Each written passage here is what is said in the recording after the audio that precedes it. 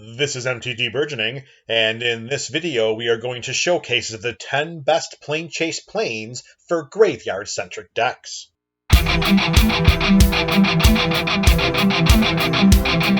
Planechase debuted in 2009 as a Magic the Gathering game variant. A second Planechase set was released in 2012, and a subsequent Planechase anthology was then released in 2016, which offered various reprints of the planes and phenomenons created from the two previous Planechase products. More than a decade passed without any new additions to the Planechase format. That was until the Commander 2023 March of the Machine pre-constructed EDH decks were released, which produced a total of 20 new Planechase planes. At the time of this video's upload, there are a total of 103 different planes in Planechase, but not all planes are created equal. Here I'm going to tell you the 10 best planes for graveyard-centric decks and why. At the beginning of your upkeep, Lair of the Ashen Idol has you sacrifice a creature. If you can't, then Planeswalk. Whenever chaos ensues, any number of target players each create a 2/2 black zombie creature token. For this plane to be worthy of inclusion alongside a graveyard-themed build, there must be some peripheral benefits included that reward you for sacrificing a creature at the beginning of each of your upkeeps. Zombie builds spring to mind immediately, as a dying zombie can trigger a host of various abilities. Additionally, it is inordinately easy to create zombie creature tokens to act as sacrificial fodder for this plane's upkeep trigger, and bringing zombies back from the graveyard to the battlefield is also not difficult. You can view Lair of the Ashen Idol as an every upkeep sacrifice outlet for the purposes of triggering peripheral abilities and/or filling your graveyard.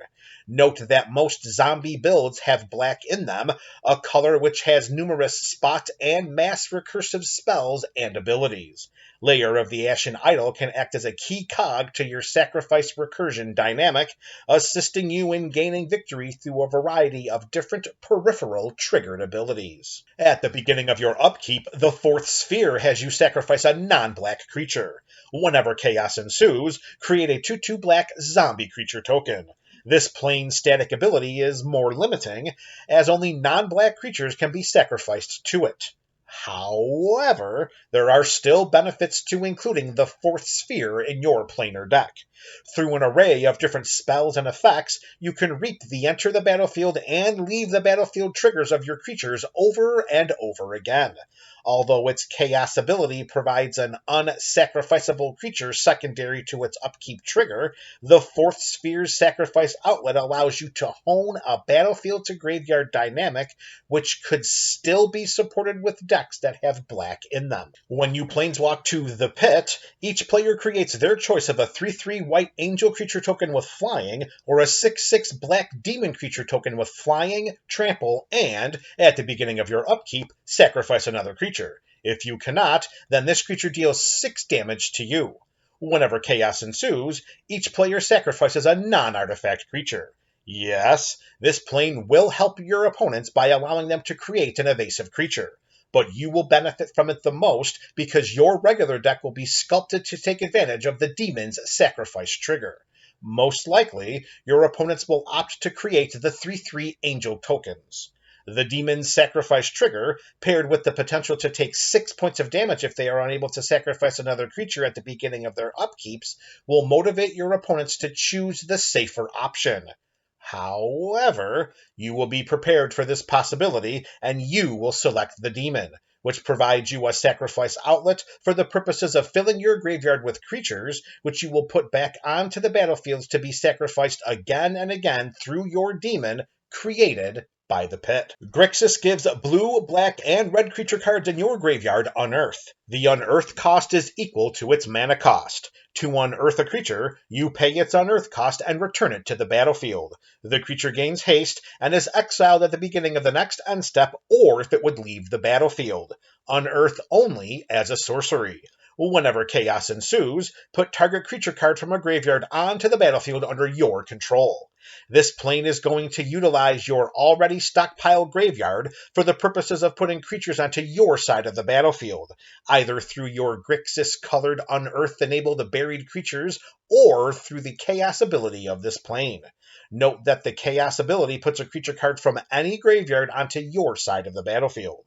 Sometimes an opponent may have a more powerful option lurking in their graveyard. Well, one well-tossed roll of your planar die can put it onto the battlefield and under your control. Zombie, vampire, and wizard tribal builds could be even more powerful when operating alongside a copy of Grixis. When you planeswalk to the Ether Flues and at the beginning of your upkeep, you may sacrifice a creature. If you do, then you reveal cards from the top of your library until you reveal a creature card. Put it onto the battlefield, and then shuffle all other cards revealed this way into your library. Whenever chaos ensues, you may put a creature card from your hand onto the battlefield. Note that this plane's sacrifice ability is a may option. You may choose not to sacrifice a creature. The Ether Flues synergizes beautifully with zombie and aristocrat builds in need of a sacrifice outlet, particularly with the zombie tribe's penchant for returning creatures from the graveyard to the battlefield. Note that sacrificing creature tokens will trigger this ability, but doing so adds nothing to your graveyard since tokens cease to exist after leaving the battlefield.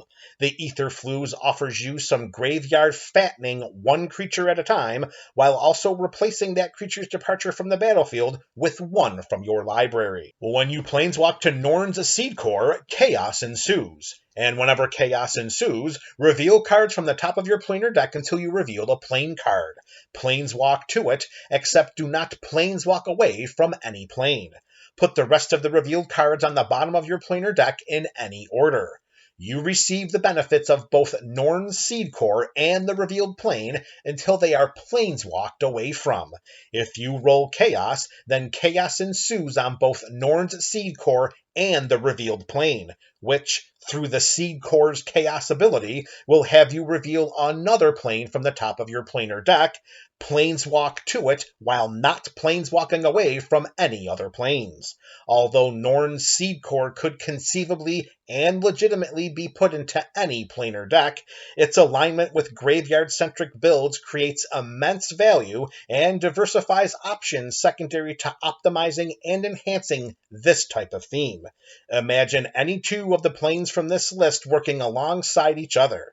It can happen if you dedicate a slot in your planar deck for Norn's Seed Core. At the beginning of your upkeep, Letha Lake has you milled 10 cards. Whenever chaos ensues, target player mills 10 cards. This plane fills your graveyard in a hurry. In fact, a turn 1 reveal of this plane from your planar deck puts you on a clock, because if you draw a card from an empty library, you lose the game.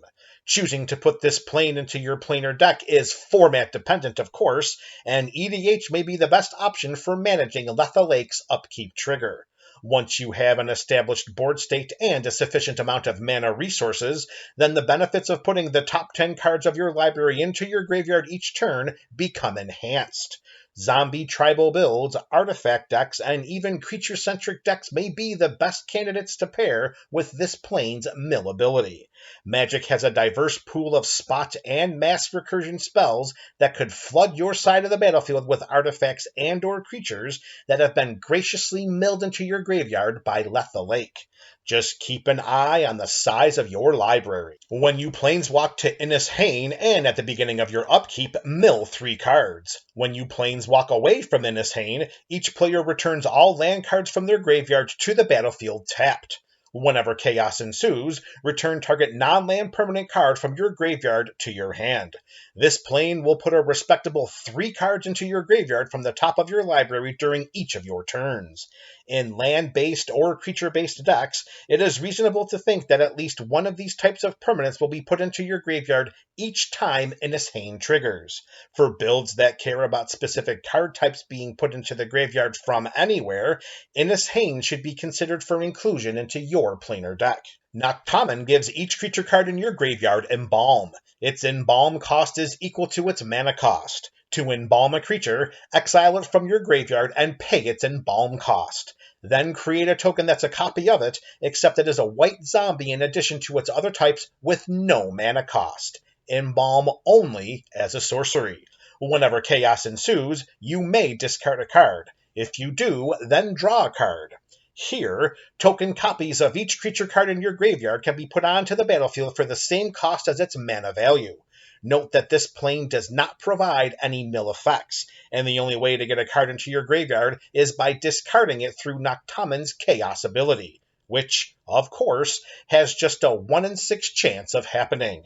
Noctamen is the perfect plane to reveal when your graveyard is chock-filled with creature options, or when your hand is inundated with fill your graveyard spells.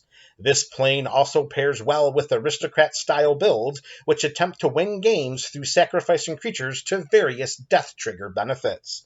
If there are creature cards in your graveyard, then Noctamen provides a great option for utilizing them. At the beginning of your end step, Nephalia has you mill 7 cards, and then returns a card at random from your graveyard to your hand. Whenever chaos ensues, return target card from your graveyard to your hand.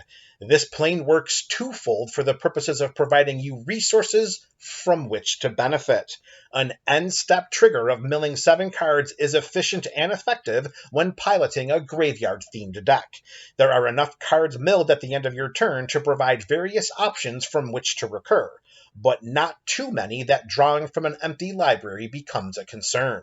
You also return a card at random from your graveyard to your hand, which pretty much equates to drawing a card.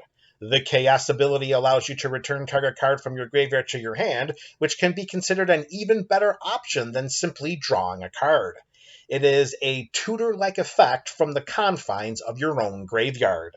Nephalia is a sneaky and unassuming plane that provides strong mill and card advantage options. It should be the first plane added to your planar deck if you plan to play a graveyard strategy. Do you agree with the planes on this list? Let me know your thoughts in the comment section below, and tell me which planes would make it into your top 10 list. This is MTG Burgeoning, your channel for all things magic.